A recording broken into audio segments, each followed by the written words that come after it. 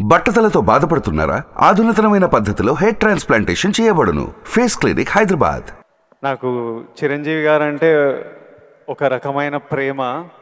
ఓ స్టార్లా కాదు, ఒక ఫాదర్లీ ప్రేమ ఉంటుంది చిరంజీవి గారి తరపున.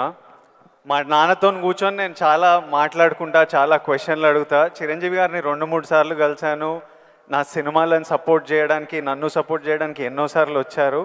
కాకపోతే మాట్లాడే టైం కుదరదు. సో ఈరోజు నేను చైర్లు పెట్టమన్నా మీ తరపున, నా తరపున కొన్ని మా నాన్నని ఎట్లా అడుగుతానో క్వశ్చన్స్, నాకు చిరంజీవి గారి గురించి, తన జర్నీ గురించి, మనందరికీ నాకు యూజ్ అయ్యేటివి, మీకు యూజ్ అయ్యేటివి ఏమైనా వస్తాయేమో, అలాంటి క్వశ్చన్స్ నేను అడగాలనుకున్నా. ఫస్ట్ చిరంజీవి గారు మీ అందరితో మాట్లాడే ముందు లాస్ట్కి మాట్లాడిపిద్దాం చిరంజీవి గారిని. First of all Chiranjeevi garu, we all love you. And అరే చిరంజీవి గారికి పద్మవిభూషణ్ వచ్చింది, అందరూ వేసుకోండి. ఫస్ట్ ఆఫ్ ఆల్ మీకు తెలుసా, అసలు ఇండిపెండెన్స్ వచ్చినప్పటి నుంచి ఇండియాలో ఒక 300 మందికి వచ్చింది పద్మవిభూషణ్. అంత రేర్ అవార్డ్ అది చిరంజీవి గారికి మన తెలుగు స్టేట్స్ నుంచి వచ్చింది. మనం అందరం చాలా గర్వంగా ఫీల్ అవుతున్నాము. సో చిరంజీవి గారికి చప్పట్లు అందరికి. First of all let's celebrate. Thank you Vijay. నేను మీ ఏవి చూస్తున్నప్పుడు, మా అందరికీ మీ జర్నీ తెలుసు. ఆ జర్నీ చూసినప్పుడల్లా మళ్ళీ లోపల ఎమోషన్ కలుగుతుంటుంది. ఇప్పుడు నేను ఈరోజు ఇక్కడ ఉంటానని నేను ఎప్పుడు అనుకోలేదు. ఫర్ ఎగ్జాంపుల్ మా నాన్న మిమ్మల్ని ఫస్ట్ టైం షేర్ చేసినప్పుడు మా నాన్న కన్నీళ్ళు వచ్చేసినాయి. ఎందుకంటే మిమ్మల్ని స్క్రీన్ మీద చూసి ప్రేమించి అదొక ఎమోషన్.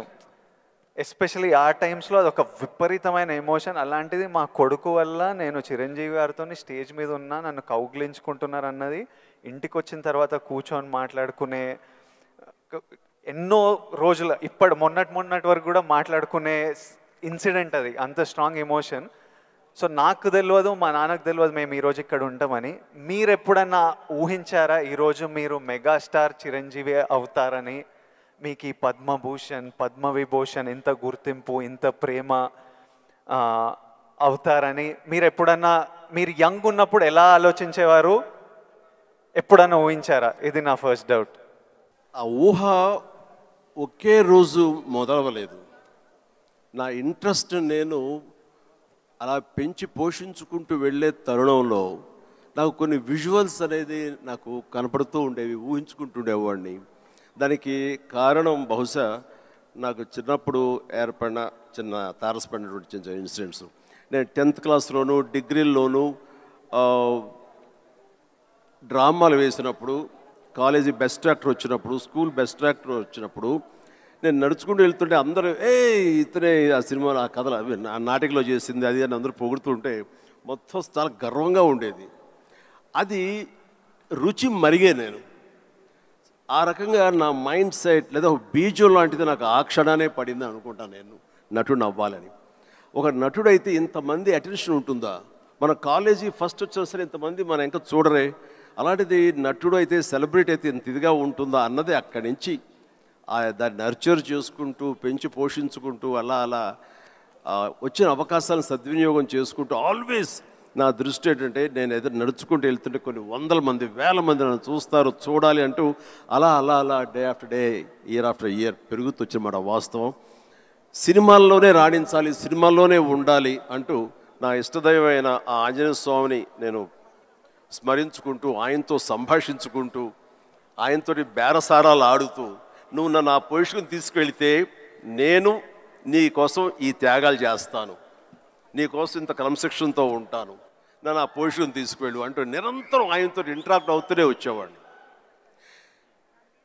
దేవుడు అనేవాడు ఉన్నాడా లేడా అనే దాని గురించి కానీ, దేవుని నమ్మకం అనేది పక్కన పెడితే, దేవుడు అనేది నథింగ్ బట్ ఈ ప్రకృతి. దేవుడు is nothing but our inner consciousness, అంతరాత్మగా నువ్వు ఏదైతే ఫీడ్ చేస్తావో, ఏదైతే సో చేసుకుంటూ, నర్చర్ చేస్తూ, నీళ్లు పోసుకుంటూ పెంచి పోషించుకుంటావో, one day you have to attain that, you have to reach that goal.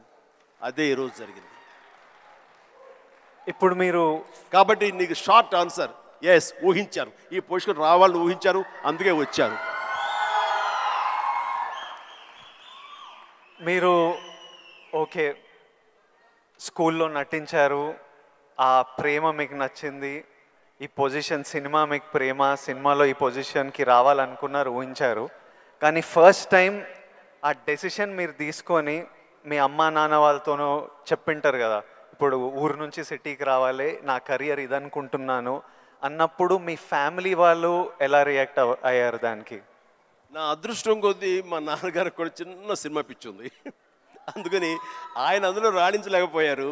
కానీ కొడుకు వెళ్తానంటే ఆయనకి ఇష్టమే. కానీ ఏమో అక్కడ పరిస్థితులు ఎలా ఉంటాయో, ప్రతికూల పరిస్థితులు ఏముంటాయో, తను రాణించగలడా లేదా అన్నది నాకున్నంత నమ్మకం నాన్నగారికి లేక సంశయించారు. లేదు నాన్న, నేను ఖచ్చితంగా వెళ్తాను, అది ఇది నువ్వు జస్ట్ పంపించు అని అంటే, సరే నాన్న అయితే వెళ్ళు, ఇన్స్టిట్యూట్ చేరతానన్నావు కాబట్టి, టెక్నికల్గా నేను నేర్చుకుని వస్తున్నావు అంటున్నావు కాబట్టి I will appreciate and welcome it.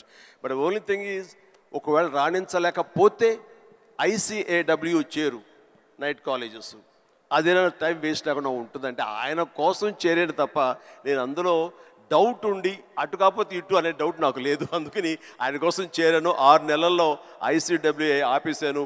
ఇదే కంటిన్యూ చేసి వచ్చాను ఫిల్మ్ ఇన్స్టిట్యూట్. ఫిల్మ్ ఇన్స్టిట్యూట్లో ఉండగానే మొదటి సినిమా, ఆ తర్వాత రెండో సినిమా, ఆ సినిమా ఫినిష్ అవ్వకుండా మూడో సినిమా, అట్లా వరుసగా వచ్చిన విజయాలు.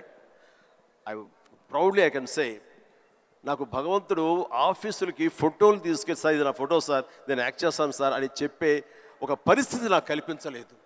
అది చాలా గర్వంగా ఫీల్ అవుతాను. ఆ భగవంతుడు, ఆ ఆల్మైటీ నాకు ఇచ్చేటువంటి ఒక ప్రైడ్గా ఫీల్ అవుతాను. నేను ఎవరికి ఎక్కడికి ఏ ఆఫీస్కి వెళ్ళలేదు. నేను ఆ ఫస్ట్ సినిమా మీకు ఎట్లా వచ్చింది సార్? నేను ఇన్స్టిట్యూట్ చేరుతున్నాను 78 మేకి నా ఫిల్మ్ ఇన్స్టిట్యూట్ కోర్స్ అయిపోతుంది 1978కి.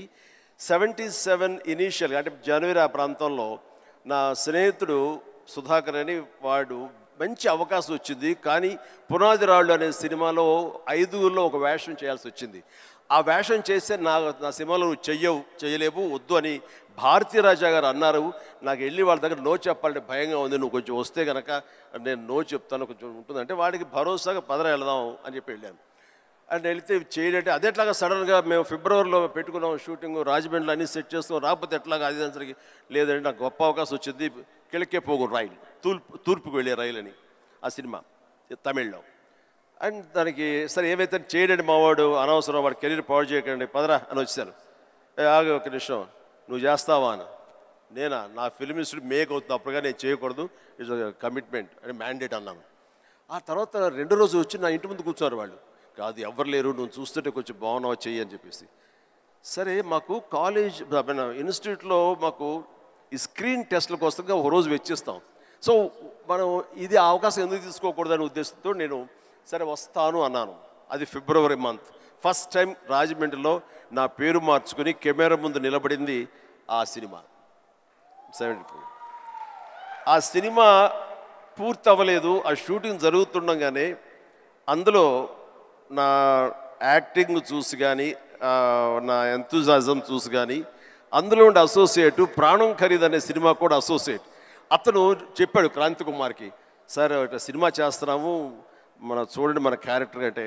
ఆయన నన్ను పిలిచారు, బ్రహ్మాండం ఉంది, ఓకే రఫ్ అండ్ టఫ్గా ఉన్నాడు, మనకు కావాల్సిన క్యారెక్టర్కి పాలేరు క్యారెక్టర్కి బాగానే ఉంటాడు అని చెప్పి ఆ సినిమా షూటింగ్ జరుగుతుండగా బాపు గారు ఈ రాజమండ్రికి స్కౌటింగ్ వచ్చారు మనూరి పాండవుల సినిమాకి. ఆ సినిమా షూటింగ్లో నన్ను చూసి మనం అనుకునే క్యారెక్టర్కి, ఆ రఫ్ క్యారెక్టర్కి ఈ అబ్బాయి బాగుంటాడే అని వాళ్ళు బుక్ చేస్తారు. ఆ సినిమా చూసిన బాలచంద్ర గారు మహానుభావుడు, గొప్ప డైరెక్టర్. ఇట్లాగా సినిమా తర్వాత వచ్చింది. ఇదంతా కూడా దైవ సంకల్పం. I bound to be here with this position. దీన్ని ఎలా నేను నిర్వచించను? ఆల్మైటీ ప్రకృతి అనివ్వండి, భగవంతుడు అనివ్వండి, నా ఆంజనేయ స్వామి అనివ్వండి, ఆ తర్వాత దాన్ని ఆదరించి పెంచి పోషించిన వాళ్ళు మీరంతా. అంటే నేను ఎప్పుడు ఒక 2 విషయాల్లో బ్యాటిల్ జరుగుతుంటుంది చిరు సార్ హెడ్లో. ఒకటి ఏంటంటే డెస్టినీ. కొందరు ఏమంటారంటే రాసి పెట్టింది జరుగుతుంది, నీకు రాసి పెట్టుందిరా అనే ఆలోచన ఒకటి. ఇంకో నాకున్న ఆలోచన ఏంటంటే కంప్లీట్లీ నా డెస్టినీ నా చేతులు ఉంది, నాకు కావాల్సింది నేను గొడ్డు చాకిరి చేసి అది సంపాదించాలి, ఎవ్వరు మనకు చేసేటోళ్ళు లేరు, ఎవ్వరు చూసేటోళ్ళు లేరు, ఎట్లయినా మనం చేసి మనకు కావాల్సింది మనం సంపాదించుకోవాలన్నది. సో ఈ డెస్టినీ అనేది ఉందా లేకపోతే కంప్లీట్లీ మన ఓన్ శ్రమన, ఇది నాకు ఇప్పటిదాకా ఫుల్ క్లారిటీ అయితే లేదు. దీని మీద మీ థాట్ ఏంటి? డెస్టినీ అనేది ఎక్కడో ఏమి లేదండి. ఆ డెస్టినీ క్రియేట్ చేసేది కూడా మనమే. మనం క్రియేట్ చేసుకోవాలి. నా పాత్ ఎలా ఉండాలి, దట్ ఈస్ మై డెస్టినేషన్, నా డెస్టినీ ఇది. దాన్ని అచీవ్ అవ్వాలంటే నేనే చేయాలి, అది రీచ్ అవ్వాలంటే నేనే కష్టపడాలి, అక్కడ రీచ్ అవ్వాలంటే నేనే పరిగెత్తాలి, నేనే నడవాలి, నేనే కష్టపడాలి అని మనం అనుకుంటుండగా మన పాత్ మనమే లేచి చేసుకుంటూ ముందుకు వెళ్ళాలి తప్ప ఎక్కడ రెడీమేడ్గా ఉండి జన్మజన్మల ముందు రాసి పెట్టి ఉంటుందనే ట్రాష్ నేను నమ్మను. మనం సాధించుకోవాలి. మన భవిష్యత్తుకి మనమే ఇంజనీర్స్, మన భవిష్యత్తుకి మనమే నిర్మాతలం. ఎస్, మనమే ఆ డెస్టినేషన్ అన్నది, ఆ డెస్టినీ అనేది మనమే ఏర్పాటు చేసుకోవాలి. మనం ఏర్పాటు చేసుకుంటేనే అక్కడ ఉంది అది. ఇంకోటి, ఇప్పుడు ఈరోజు నేను ఇక్కడ ఉన్నాను, 10 yearsలో నేను ఎక్కడ ఉంటానో నాకు తెలియదు. అలాగే మీకు తెలుసు, మీకు విజువల్స్, నాకు కూడా నేను 20-25 ఉన్నప్పుడు నాకు కొన్ని విజువల్స్ కనిపించేటివి.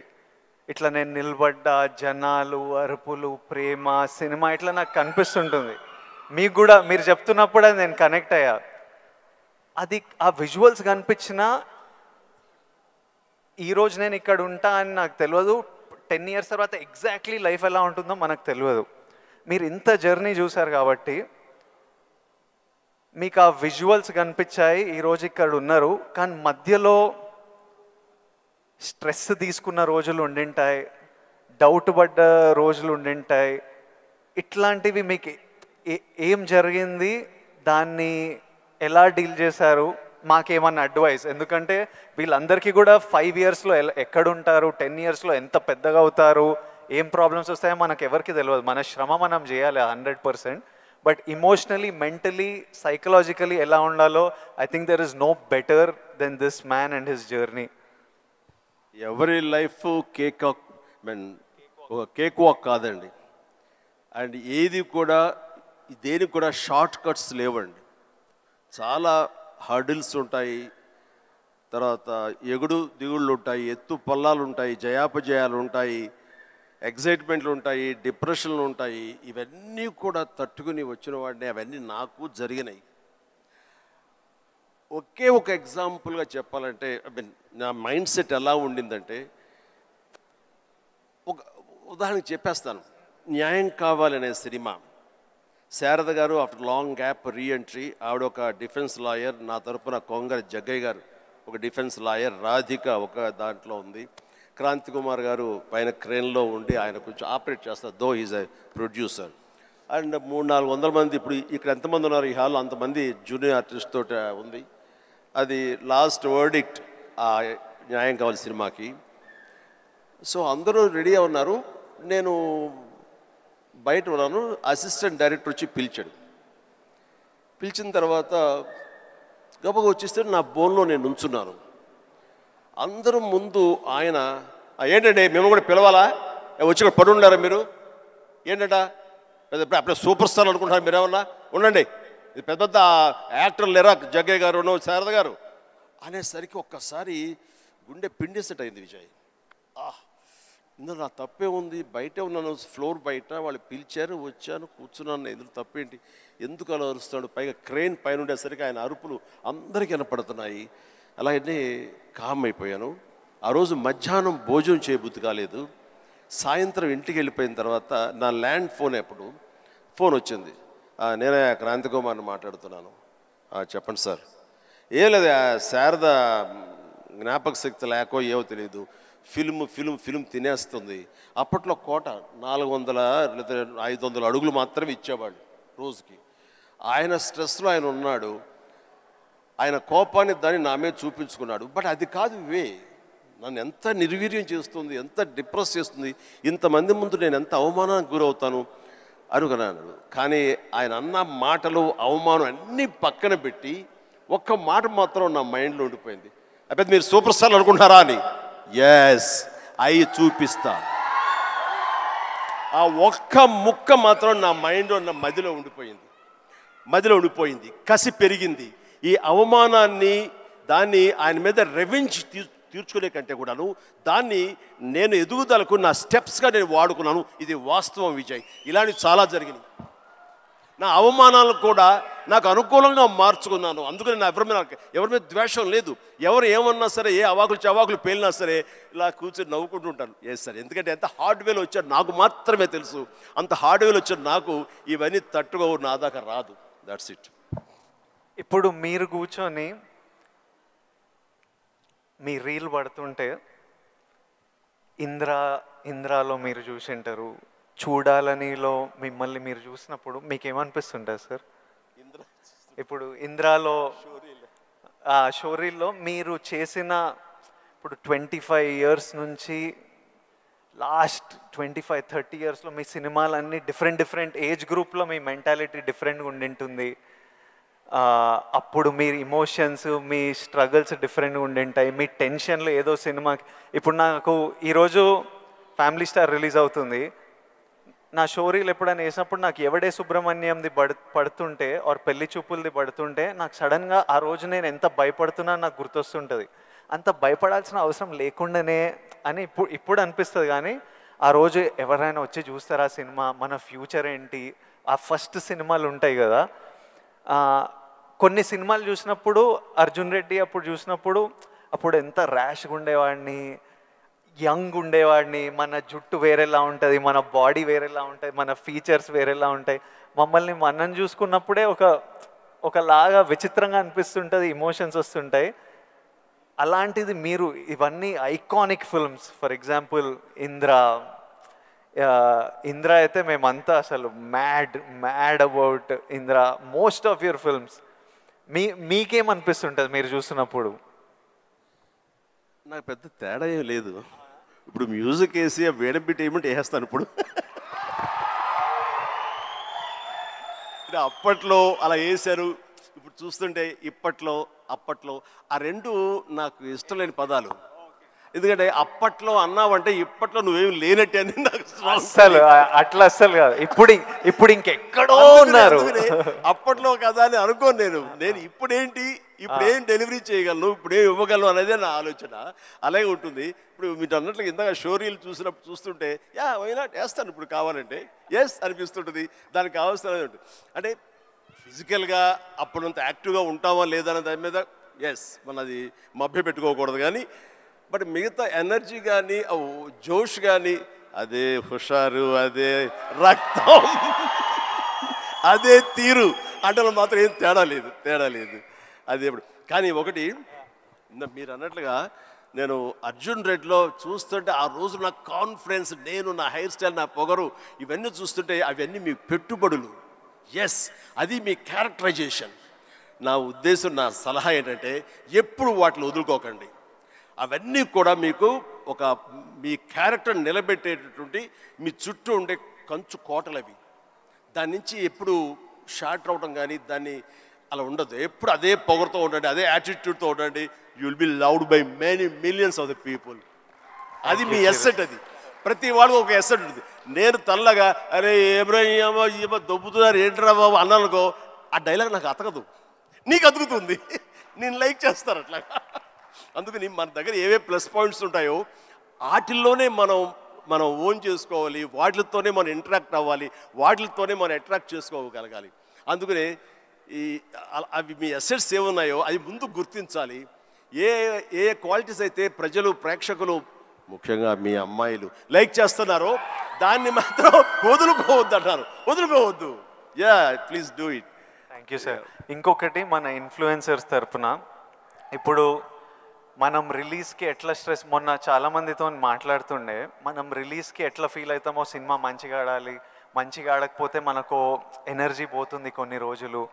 వాళ్ళకు మనకి ఇయర్లీ 1-2 ఉంటే వాళ్ళు రోజు ఒక రీల్ పెడుతుంటారు, రోజు ఒక వీడియో పెడుతుంటారు, ఆర్ వీక్లీ పెడుతుంటారు. పెట్టిన ప్రతిసారి వాళ్ళకి ఆ రీల్ ఎంత రీచ్ అయింది, ఎంతమంది చూశారు, ఎన్ని లైక్లు వచ్చాయి, వీటి మీద చాలా స్ట్రెస్ పడుతుంటారు. మళ్ళీ మనకు క్రిటిసిజం వచ్చినట్టు వాళ్ళకి క్రిటిసిజం వస్తుంటుంది. సో నన్ను అడుగుతున్నారు, మీరు ఎలా డీల్ చేస్తారు ఈ క్రిటిసిజంతో? మనకు సినిమా నడవనప్పుడు ఇష్టం వచ్చినట్టు అందరు మాట్లాడుతుంటారు, అది పార్ట్ ఆఫ్ లైఫ్. వాళ్ళకి ఇంకా మీరు వచ్చినప్పుడు ఇది ఇంకోటి, మీరు వచ్చినప్పుడు ఇట్లా సోషల్ మీడియా ఇలాంటివి లేవు. అప్పుడు ఈరోజు క్రిటిసిజం, ట్రోలింగ్ ఇవన్నీ ఇట్లా అంటుంటాం.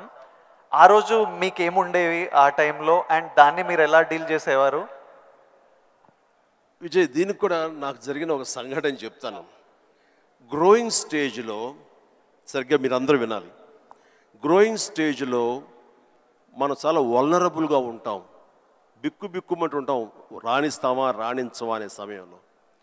ఇలాంటి సమయంలో మనం ఎప్పుడు కూడాను పాజిటివ్ అట్మాస్ఫియర్ ఉన్న చోట మాత్రమే ఉండాలి. అది ఏర్పరచుకోవటం మన చేతుల్లో ఉంది.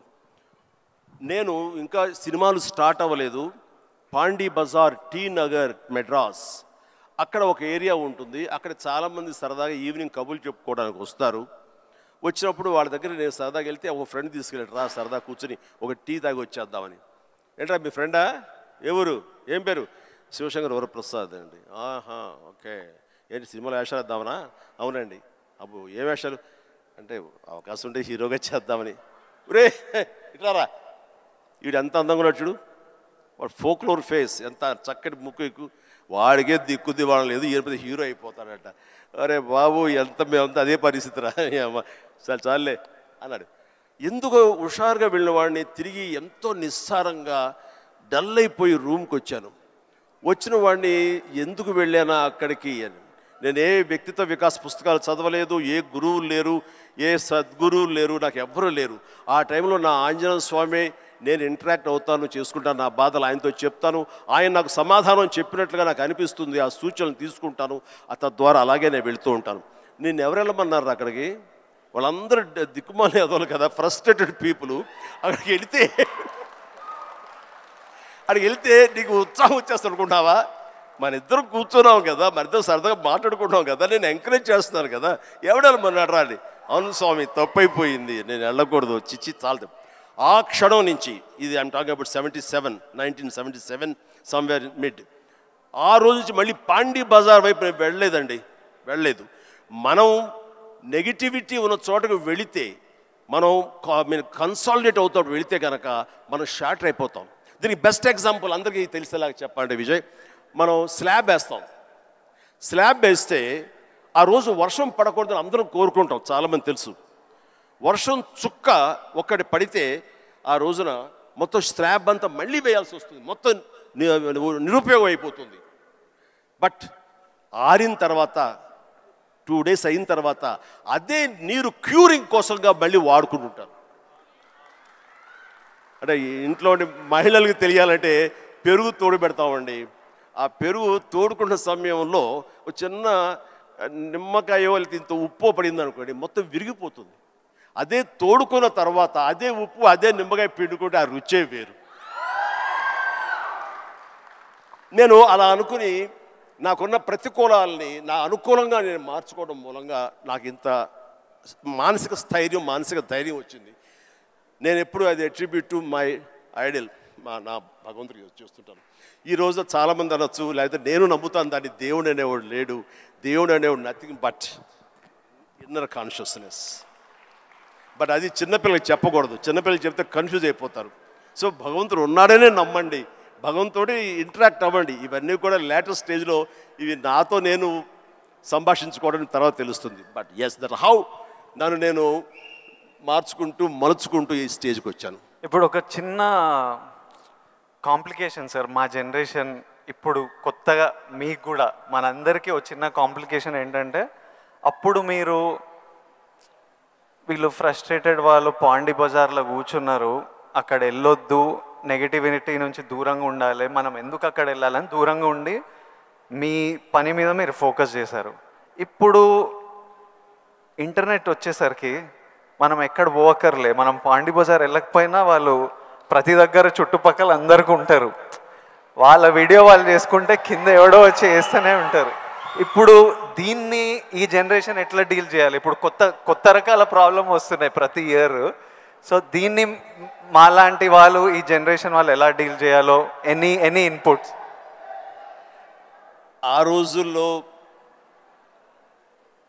మాకు ఇలాంటి సోషల్ మీడియా ఇది లేక ఏదైనా సరే అంతర్మదనంలోంచి పుట్టుకొచ్చేటువంటి ఆ రిజల్ట్, ఆ నవనీతం అంటామా, ఏమంటామా, క్రీమ్ అంటామా, అదే మమ్మల్ని ముందు నడిపిస్తుంది. కానీ ఈ రోజున ఎవరికి ఏ డౌట్ వచ్చినా ఏ వచ్చినా అబండెంట్ ఇన్ఫర్మేషన్ ఈరోజు మన చేతిలో దొరుకుతుంది. బట్ ఓన్లీ థింగ్ ఈజ్ నువ్వు దాన్ని పాజిటివ్ సైడ్ విష్ చేస్తున్నావా, నెగిటివిటీ సైడ్ విష్ చేస్తున్నావా? నెగిటివ్ సైడ్ అనేది చాలా ఈజీగా అట్రాక్ట్ అయిపోతాం మనం. అది ఎగ్జైట్మెంట్ ఇచ్చేస్తుంటుంది అండ్ ఎక్కడ లేనటువంటి హుషారుని ఇచ్చేస్తుంటుంది. అది అలా కాదు, ఇది హుషారు ఇవ్వకపోవచ్చు, బట్ ఇది జీవితాన్ని ఇస్తుంది. రెండిట్లో ఏది కావాలి నువ్వు కోరుకోవాలి. కోరుకుంటే రెండింటికి సంబంధించిన ఇన్ఫర్మేషన్ ఫుల్లెస్ట్గా నీ చేతిలో ఉంటుంది. ఎప్పుడు ఏ డౌట్ వచ్చా సరే ఇంకో గురువుని ఎవరు అడగక్కర్లేదు, జస్ట్ నీ ఫింగర్ టిప్స్లో నీకు ఉంటుంది. దీనికి మార్గం ఏంటి, ఎలా ఉండాలి ఏంటి అని చెప్పే గురువులు ఎంతోమంది ఉన్నారు. అందుకని నేను కూడా ఏం చేస్తుంటే జపనీస్గా వాళ్ళ సేయింగ్స్ కానివ్వండి, ఇలాంటి కొన్ని ఉంటాయి. అవన్నీ నేను మధ్య మధ్యలో వస్తుంటే వాటిని ప్రిజర్వ్ చేసుకుంటుంటాను, అన్ని కంపెల్ చేసుకుంటూ తీరుగా ఉన్నప్పుడు వాటిని చూస్తూ ఉంటాను. అవి 1-2 సార్లు నేను ఓన్ చూసుకుంటుంటే నా క్యారెక్టర్ అది హెల్ప్ అవుతాయి అనుకుంటాను. అలాగా ఈరోజు నిజంగా బోల్డ్ అంత ఇన్ఫర్మేషన్ ఉంది. అండ్ సీక్రెట్ అనే ఒక బుక్ నేను ఒక 20 ఏళ్ల క్రితం చదివాను. అది నా ఎంత ఇన్ఫ్లుయెన్స్ చేసింది, ఎంత ఉపయోగపడింది నాకంటే అంత ఇంత కాదు. అట్లాగే డే టు డే లైఫ్లో నేను ఎలా ఉండాలి అంటలో డోంట్ స్వెట్ స్మాల్ స్టఫ్ అనే ఒక బుక్ ఒకటి ఉంది.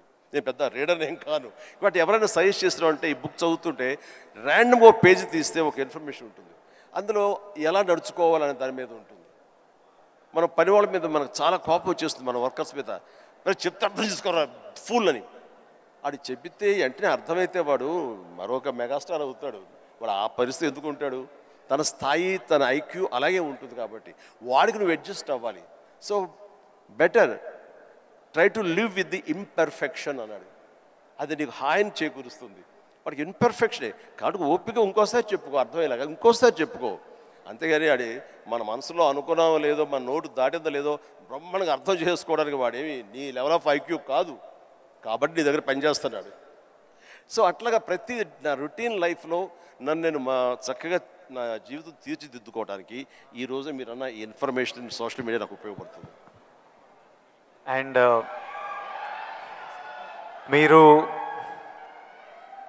మీరు మెగాస్టార్ అవ్వకముందు మీరు కూడా ఒక మిడిల్ క్లాస్ ఫ్యామిలీ నుంచి వచ్చారు. వీళ్ళంతా మీరు ఈ సక్సెస్ చూసే ముందు all of you have come from struggling families, wanting to change your life, wanting big dreams. We wanted to know, I personally wanted to know, మీకు మీ ఇప్పుడు mega star, mega family, huge family అందరికీ మీరు guiding light, founder, origins ఇవన్నీ అవ్వకముందు మీకెవరు ఒక family star? మీ family star ఎవరు? Course మా నాన్నగారే నా ఫ్యామిలీ స్టార్. నాన్నగారు ఎవరికైనా సరే ఆయన ఫ్యామిలీని ఎలా చూసుకుంటారు అనేది నేను ఆయన దగ్గర నుంచి నేర్చుకున్నాను. నాకు మా ఫ్యామిలీ హీరో అయినా, నా ఫ్యామిలీ స్టార్ అయినా మా నాన్నగారే. మా అమ్మకు 5-6 మంది చెల్లెళ్ళు ఉండేవాళ్ళు. మా తాత చనిపోయారు, వీళ్ళ దిక్కులేని వాళ్ళు అయిపోయేవాళ్ళు. మా నాన్నగారికి అరాకొరా జీతం అయినా సరే ఆ జీతంలో వాళ్ళ మరదలను కూడా చేరదీసి అందరికీ పెళ్ళిళ్ళు చేసి వాళ్ళందరినీ తన బిడ్డలా చూసుకున్నారు. నాకు అనిపించింది ఫ్యామిలీ వాల్యూస్ కాపాడుకోవడానికి ఒక వ్యక్తి అనేవాడు నిర్ణయించుకుంటే ఎలాంటి ఢోకా లేదు. అందుకనే నేను కూడా ఫ్యామిలీస్కి ఎంత విలువిస్తాను అనేది నేను సురేఖ కలిపి ఫ్యామిలీ ఎంత ఎదిగినా, ఎవరి ఫీల్డ్లో వాళ్ళ ఎంత హైట్స్కి వెళ్ళినా ఒక్కొక్క అకేషన్లో మనందరం కలిసిగా మనం ఉండాలి. ఆ 3-4 డేస్ మనం కలిసి ఉండటం మూలంగా మళ్ళీ ఉండే ఇన్హిబిషన్స్, భేషజాలు, చిన్న అరాకొరా ఉండేటువంటి మిస్అండర్స్టాండింగ్స్ ఇవన్నీ కూడా సమసిపోయి మనం ఎంతో మళ్ళీ మన బాండింగ్ చాలా స్ట్రాంగ్గా ఉంటుంది. సో ఇదే విధంగా మనం వెళ్ళొచ్చు అంటాం. మొన్న ఈ మధ్య సంక్రాంతికి అలాగే కలిసాము. దానికి ఎన్ని నెలలు ఎఫర్ట్స్ ఉన్నాయో తర్వాత పక్కన పెట్టి, ఎందుకంటే అందరూ సెలబ్రిటీసే కాబట్టి. బట్ దాని రిజల్ట్ ఏంటి, అమెరికా మేము వెళ్ళినప్పుడు ఏమంటే ఆ ఫోటో చూస్తుంటే ఇంత బిజీ పీపుల్ ఇలా కలిసి సంక్రాంతి బాగా స్పెండ్ చేస్తున్నారే, మనం ఇలాగే ఉంటాము, మనం కూడా అనుకుని కలవచ్చు కదా, ఎందుకు కలవం అనేది ఆ ఫోటో మాకు ఎంత ఇన్ఫ్లుయెన్స్ చేస్తుంది. ఆ పిక్చరు ఇది మీరు ఎంత గ్రేట్ మెసేజ్ ఇచ్చారు మీరు అనేది అంటుంటే ఓ థ్యాంక్ యూ అనుకున్నాను. మీరందరు కలిసి సెలబ్రేట్ చేస్తుంటే మేమంతా చాలా ఎంజాయ్ చేస్తాం. మీరు దోశలు చేస్తుంటారు అందరి కోసం. మీకు ఎలాంటి సినిమాలు చూడడానికి ఇష్టపడతారు Chiru sir? What films do you enjoy watching? చెప్తే నవ్వుతారు వాళ్ళు, తెలియాలి మా అందరి క్యూరియాసిటీ. ఎందుకంటే మా ఇంట్లో నవ్వుతారు. అది మిక్కీ మౌస్, లార్ల్ అండ్ హార్డీ, ఇలాంటి సినిమాలన్నీ చూస్తుంటాను. అండ్ ఇది మన ఇలాంటి సినిమాలన్నీ కామెడీ సినిమాలు చూస్తుంటాను. సినిమాలుగా చూడవస్తే జాకీ చాన్ సినిమాలు చూస్తుంటాను, ఆ యాక్షన్ హై ప్యాక్ట్. ఇంకొంచెం బెటర్ సినిమాలు అంటే ఇప్పుడు టాప్ గన్ అని మొన్న వచ్చింది కదా, టామ్ క్రూజ్, ఇలా చూస్తుంటాను. ఏమంటే ఆ లవ్ స్టోరీ ఉన్న చూసారా మీరు? ఎంత బాగుంది టైటానిక్ షిప్. మీరు చూడాలంటే వావ్ గ్రేట్ మూవీ ఎస్ అన్నాను, కానీ నేను దాన్ని చూడలేకపోయాను. అంటే ఏదో విషాదం, బాధ అది అన్ని. అందుకనే నేను సినిమాలకు సంబంధించి మాత్రం లైట్ హార్టెడ్ ఫిలిమ్స్ చూస్తాను. అందుకని నాకు మా గ్రాండ్ డాటర్స్తో మాత్రం మంచి మ్యాచ్ అవుతుంటుంది. అందుకని వాళ్ళు ఎంతసేపటికి కోకో మిలన్ ఇలాంటివి కొన్ని చూస్తూ ఉంటారు. నేను కూడా వాళ్ళతో కూర్చొని అలా చూస్తూ ఉంటాను. వాళ్ళు వెళ్ళిపోతారు కానీ ఇంకా అలా చూస్తూనే ఉంటాను. ఏమండి ఆపేయండి, వెళ్ళిపోయాడు. అవునా కదా, బాగానే ఉందని. అంటే ఆ మిక్కీ మౌస్ వాటిలో ఉండే టైమింగ్ అని అది కానీ ఆ క్రియేటివిటీ చాలా ఇంట్రెస్టింగ్ ఉంటుంది. అలా చూస్తూ ఉంటాం. అందుకనే నవ్వుకుంటారు ఎవరైనా సరే. And one last question sir. మన లైఫ్, ఐ నో పర్సనలీ నా లైఫ్ చాలా మారిపోయింది లాస్ట్ 10 yearsలో. మీ లైఫ్ ఎంతో మారిపోయి ఉంటుంది ఫ్రమ్ మీరు స్టార్ట్ అయినప్పటి నుంచి ఈ రోజుకి. కానీ నాకు ఇంకా నా హెడ్లో ఇంకా ఆ పిల్లోడిని, ఎందుకంటే నేను 25 years వరకు ఒక లైఫ్ చూశాను, ఇప్పుడు 34. ఐ వాంట్ టు నో, ఇంకొన్ని అలవాట్లు అలా ఉండిపోతాయి. ఫర్ ఎగ్జాంపుల్ కొన్ని మిడిల్ క్లాస్ అలవాట్లు, అలానే మీరు ఎంత లగ్జరీ ఎంత డబ్బు చూస్తున్నా కొన్ని హ్యాబిట్స్ అలా ఉండిపోతాయి. ఫర్ ఎగ్జాంపుల్ నేను ఇప్పటిదాకా నా షాంపూ బాటిల్ అయిపోతే ఇంకా దాంట్లో నీళ్లు నింపి ఇట్లా షేక్ చేసి పోసుకొని అప్పుడే బాటిల్ పడేస్తాను, లేకపోతే నా వల్ల కాదు పడేయడం. అట్లాంటిది మీకేం హ్యాబిట్స్ ఉన్నాయి ఈ రోజు వరకు? నా మనసును టచ్ చేసావు. నేను నా గోడు చెప్పుకుంటాను. లైట్లన్నీ ఆన్ చేసి వెళ్ళిపోతానండి, నేను మళ్ళీ వెళ్ళి అన్నీ ఆఫ్ చేసుకుంటూ వెళ్తానండి. టెల్ మీ ఒక 5 చెప్పండి ఇలాంటివి. అలాగా తర్వాత హీటర్ ఆన్ చేస్తారు, గీజరు, అంత స్నానం అయిపోతే వెళ్ళిపోతారు. నేను ఎత్తుక్కుని గీజరు ఆన్ చేస్తాను. ఇప్పుడు టెన్షన్ ఎక్కువైపోయి ఏం చేస్తారంటే నా మొబైల్లోనే మా ఇంట్లో ఉండే ఆల్ లైట్స్, ఏసీస్ ఇవన్నీ. మీరు నమ్మరు, ఇవాళ చరణ్ ఏదో బ్యాంకాక్ వెళ్ళిపోయాడు. వెళ్ళిన తర్వాత ఆవిడ ఫ్లోరు క్లోజ్ చేశారు. ఏమన్నా లైట్లు ఆన్ చేసి వెళ్ళిపోయారు ఏంటో చెప్పేసి మొబైల్ యాప్ ఓపెన్ చేసి, అరే చాలా 5-6 లైట్లు ఆన్ చేస్తున్నాయి, ఎవరి కోసం ఇవి చూసుకోరు వెధవలు అని చెప్పేసి మొత్తం అంతా కలిపి అన్నీ ఆఫ్ చేసుకుని వచ్చాను. దీన్ని మిడిల్ క్లాస్ మెంటాలిటీ అంటారు. ఇది అవసరం. ఈ రోజున వాటర్ కూడా ఎక్కువ. Yes thank you. ఈ రోజున నువ్వు అంటున్నావు నువ్వు షాంపూ చెప్పావు కదా, నేనేం చేస్తాను చెప్పనా? అయిపోయిన సోపులన్నీ కలిపి గట్టిగా కంప్రెస్ చేసి, ఇది నిజమండి, నమ్మరు, ఇది చెబితే. సో ఇలా నీళ్లు పోసుకునే కుదించి ఆఖరిగా షాంపూ అది నేను వాడతాను. అందుకనే ఆయన చెప్పగానే ముందు నాకు చాలా రిలేట్ అయ్యాను నేను. సో సోప్ ముక్కలన్నీ కలిపి కంప్రెస్ చేసి అదో సోప్లాగా వాడి అది వాడతాను. అంటే ఇది మన మెంటాలిటీ అలా ఉంది, అలా చేయాలి. ఈ రోజున అలాగే వాటర్ కూడా నేను చెప్తాను. ఈ వాటర్ క్రైసిస్ రాబోతున్నందుకు ఈ మధ్య మేము బెంగళూరులో హౌస్ కట్టామండి. బెంగళూరులోనే ఎంత నీటి ఎద్దడి ఉందని మీకు అందరికీ తెలుసు. అక్కడ ఇంకుడు గుంటల్లాగా పెట్టి వాటర్ని గ్రౌండ్లో ఆ వాటర్ బెడ్స్ మెయింటైన్ చేయడం కోసం ఎవరు ప్రయత్నాలు చేయలేదు. అలాంటివి చేయాలని చెప్పేసి నేను 1 year బ్యాక్ అని అన్నీ ఏర్పాటు చేశాను. ఇప్పుడు ఈ మధ్య దాన్ని ట్వీట్ చేశాను, ఇలా చేశాను బెంగళూరులో నా ఇంట్లో. ఇది ప్రతి ఒక్కరు చేసే కనుక ఆ నీటి రిజర్వ్ కన్జర్వేషన్ మనం ప్రొటెక్ట్ చేసుకోవచ్చు అని చెప్పి ఇది చాలా అవసరం అండి. ఇది ఇలాంటివన్నీ కూడా చూసేవాళ్ళకు ఉంటుంది. రేపు పొద్దున మేము సంద కలిపి సోపు ముక్కలని మడతపెట్టి అని రాస్తారు, అది ఎగత్తాళిగా రాస్తారు. మీరు దాని నుంచి నీతిగా రాయండి, 10 మందికి ఉపయోగపడుతుంది. వాటర్ ఇంత జాగ్రత్తగా మన షాంపూలు కానీ విజయ్ దేవరకొండ, చిరంజీవి లాంటి వాళ్ళు ఇలా వాడుతున్నారు. వాళ్ళు సూపర్ స్టార్స్ అయ్యి ఉండొచ్చు, లగ్జరీ లైఫ్ అయితే అయి ఉండొచ్చు. అయిపోగా తీసి పడేరండి, అందులో నీళ్లు పోసుకుంటూ షేక్ చేసుకుంటూ వాడతారు. సోపు ముక్కల్ని 4-5 ముక్కల్ని అతికించుకుని ఒక సోపుగా చేసుకుని మళ్ళీ ఏదో వారం పాటు వాడుకుంటారండి. అండ్ ఒక ట్యాప్ ఓపెన్ చేసి షేవింగ్ చేసుకున్న ఇంకోటి చేసుకున్న ఆ వాటర్ని వేస్ట్ చేయకుండా ప్రొటెక్ట్ చేసుకుంటారండి. లైట్స్ అన్నీ ఆఫ్ చేసుకున్నావా లేదా, గీజర్ అన్నీ ఆఫ్ చేసావా లేదా అని వస్తూనే చూసుకుంటూనే ఉంటామండి, despite our busy schedules. So సామాన్యులకి ఇంకెంత బాధ్యత ఉంది, చెయ్యాలి. అందుకని ఇవన్నీ కూడా మీరు సరదాగా రాసుకున్నా సరే వీటి వెనకాల ఆంతర్య మాత్రం సీరియస్నెస్ మీ ద్వారా, మీలాంటి ఇన్ఫ్లుయెన్సర్స్ ద్వారా ప్రజానీకానికి వెళ్ళాలి, ప్రతి వాళ్ళు ఉండాలి. అందరూ తల ఒక చేయిస్తేనే, సో ఒక బిందు కలిస్తేనే సింధు అన్నట్లుగా మీరు అందరూ అనుకుంటేనే నీటి ఎద్దడి లేకుండా జరుగుతుంది, ఈ పవర్ కట్ లేకుండా జరుగుతుంది. అందుకని ఆ రకంగా ఇన్ఫ్లుయెన్సర్స్ వీళ్ళందరూ ఉపయోగపడాలి. చాలా మంచి క్వశ్చన్ వేసి టచ్ చేసాం. నాకు ఒక్క డౌట్ వస్తుంది విజయ్, రేపు మీ సినిమా రిలీజ్ కదా, ఆ సినిమా గురించి కదా మాలాంటి వాళ్ళు అడిగితే మీరు చక్కగా చెప్తే వాళ్ళకి క్యూరియాసిటీ ఉంటుంది. నా గురించి, నా గతం గురించి ఎందుకు చెప్పు. ఇదే ఇంట్రెస్టింగ్ సార్, ఇది మా అందరికీ పనికొచ్చే యూస్ఫుల్. నేను మిమ్మల్ని కలిసినప్పుడల్లా ఈ టాపిక్ మాట్లాడదామని కూర్చుంటా, కానీ మీకు షార్ట్ రెడీ మిమ్మల్ని ఎప్పుడు సెట్స్ మీద కలుస్తా, లేకపోతే ఈ ఫంక్షన్లలో కలుస్తా. ఈరోజు మంచిగా నాకు ఆపర్చునిటీ దొరికింది. అండ్ ఐ నో నాలాంటి వాళ్ళు ఎంతోమంది ఇది వినడానికి వెయిట్ చేస్తుంటారు. ఎందుకంటే మీ జర్నీ మనకి ఇన్స్పిరేషన్ మన చుట్టుపక్కల నుంచే తీసుకోవాలి. నేను యాక్టర్ అవుదామని నేను ఫిక్స్ అయినా, నేను యాక్టర్ అవుతా, నేను యాక్టర్ కాదు చాలా పెద్ద యాక్టర్ అవుతా అని చెప్పేవాడిని. ఒక్క సినిమా లేదు చేతిలో, కానీ ఇట్లాంటి ముచ్చట చెప్పేవాడిని. కానీ ట్రై చేసినప్పుడు నాకు అర్థమైంది ఇది ఈజీ కాదురా, అసలు ఆఫీసులకే ఎంట్రీ ఇస్తలేరు అన్నప్పుడు.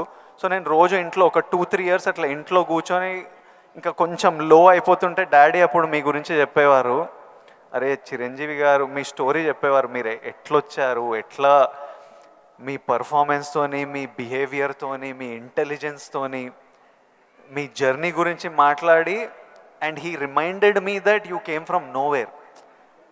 అండ్ నాకు అరే ఇంకొకరు వచ్చి ఈరోజు అప్పటికి మీరు మెగాస్టార్, అరే ఎవరో ఫ్రమ్ నథింగ్ వచ్చి మెగాస్టార్ అయ్యారంటే మనం ఎందుకు కాలేమో, అవ్వచ్చు కదా అని నేను మీ జర్నీ నుంచి అది తీసుకున్నా.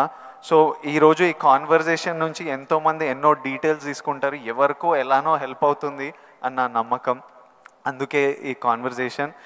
అండ్ ఫ్యామిలీ స్టార్ గురించి April 5th వస్తుంది. మిగతా కంటెంట్ అంతా మీరు చూసారు, ఇంకా చెప్పే అవసరం లేదు. ఈరోజు బుకింగ్స్ కూడా ఓపెన్ అయిపోయాయి. ఐ నో దట్ చిరంజీవి గారు చూసిన తర్వాత విపరీతంగా ఎంజాయ్ చేస్తారు.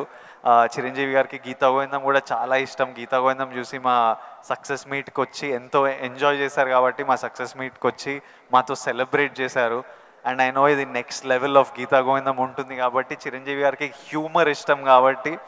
ఇంకోటి చెప్పాలి మీకు, నేను సినిమాలు చేస్తుంటే ఎప్పుడు మా టీం ఒకటి ఉంటుంది, నా ఫ్రెండ్స్, నా మేనేజర్, వాళ్ళు ఎప్పుడు విజయ్ నువ్వు ఎప్పుడు ఇట్లా సీరియస్ సినిమాలు చేస్తావు, ఎప్పుడు ఏదో రియలిస్టిక్గా ఉండాలని, ఇట్లా కాదు, మేము యాజ్ ఫ్యాన్స్ మా హీరో అల్లరి చేస్తుంటే స్క్రీన్ మీద ఎంజాయ్ చేస్తాము అని నేను అర్థం చేసుకోకపోయేవాడిని. ఊరికే మీ ఎగ్జాంపుల్ ఇచ్చేవారు, చిరంజీవి గారు స్క్రీన్ మీద అల్లరి చేసి డ్యాన్స్ చేసి అట్లా మమ్మల్ని ఎంటర్టైన్ చేస్తే మేము ఎంత ఎంజాయ్ చేస్తాము అని నాకు గుర్తు చేసి మీ సినిమాలు రిలీజ్ అయినప్పుడల్లా నాకు పంపిస్తారు, ఈ చూడు. ఇప్పటిదాకా మొన్న వాల్టేర్ వీరయ్య అవి కూడా పంపిస్తూ, చూడు చిరంజీవి గారు ఇట్లా చేస్తే మేము థియేటర్లో ఎంత ఎంజాయ్ చేసామని.